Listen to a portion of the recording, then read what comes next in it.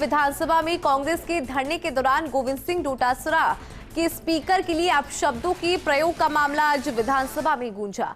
कई मंत्रियों और भाजपा विधायकों ने डोटासरा को सदन से स्थायी रूप से निकालने की मांग की।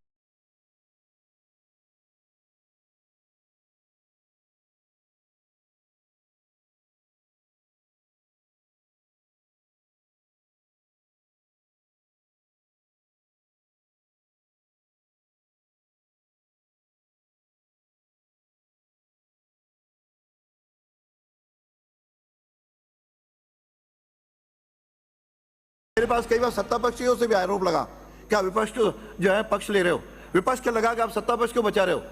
ये मेरे तो दोनों ओर से, लेकिन मैं आज अपने आत्मा के साथ कह सकता हूं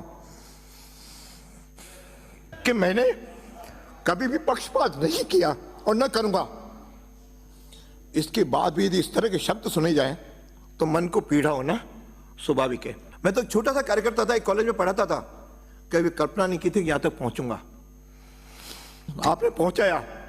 ऐसे शब्द सुनने के लिए तो मैं आसन पे नहीं आया हूं, अध्यक्ष नहीं बना।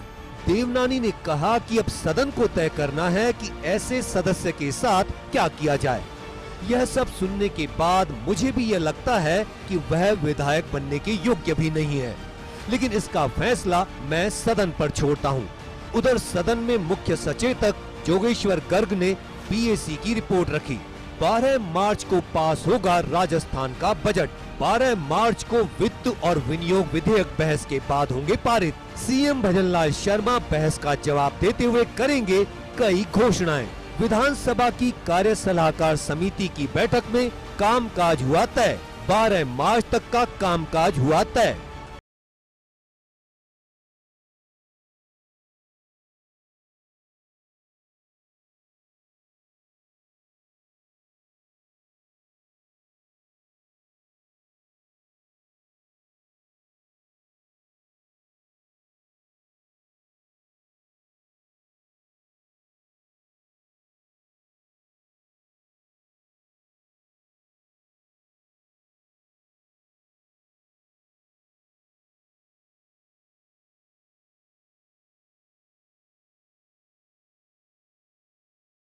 कि सदन में अब स्पीकर के आसन के सामने आकर हंगामा करने वाले विधायक, चाहे वह किसी भी पार्टी के हो, 5 दिन के लिए सस्पेंड हो जाएंगे। उन्हें सस्पेंड करने के लिए विधानसभा में प्रस्ताव लाकर सदन की अनुमति की कोई जरूरत नहीं होगी। अब तक किसी भी विधायक को निलंबित करने के लिए सदन में प्रस्ताव लाना होता था। देवनानी ने कहा कि अब आगे से लोकसभा में जो प्रक्रिया है वही विधानसभा में लागू होगी और यहाँ स्पीकर की टेबल के आगे आकर हंगामा करने वाले अपने आप 5 दिन के लिए निलंबित हो जाएंगे। लोकसभा की भी मैंने कल पढ़ करके बताई थी। वहां तो यहां तक है कि यदि कोई ऊपर चढ़ने का प्रयास करेगा, चढ़ेगा, तो उसके निलंबन के लिए प्रस्ताव लाने की भी आवश्यकता नहीं है, वह स्वतः निलंबित हो जाएगा।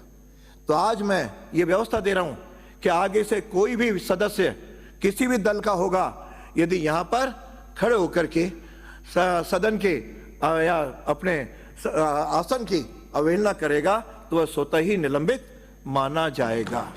कोई प्रस्ताव लाने की जरूरत नहीं।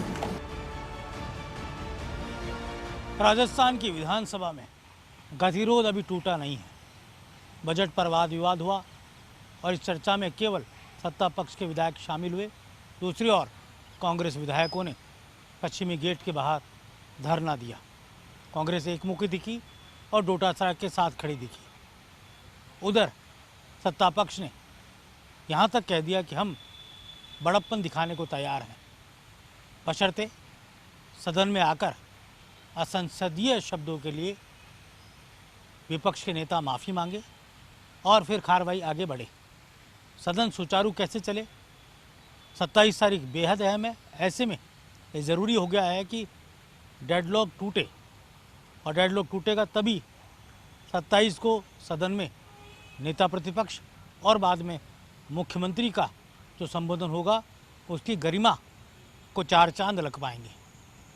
राजस्थान की विधानसभा में जो कुछ घटित हो रहा है ये वाकई में दुर्भाग्यजनक इसलिए है कि ऐसा बड़ा मुद्दा नहीं है जिस पर राजस्थान की विधानसभा में इतने लंबे समय तक सियासत देखने को मिले।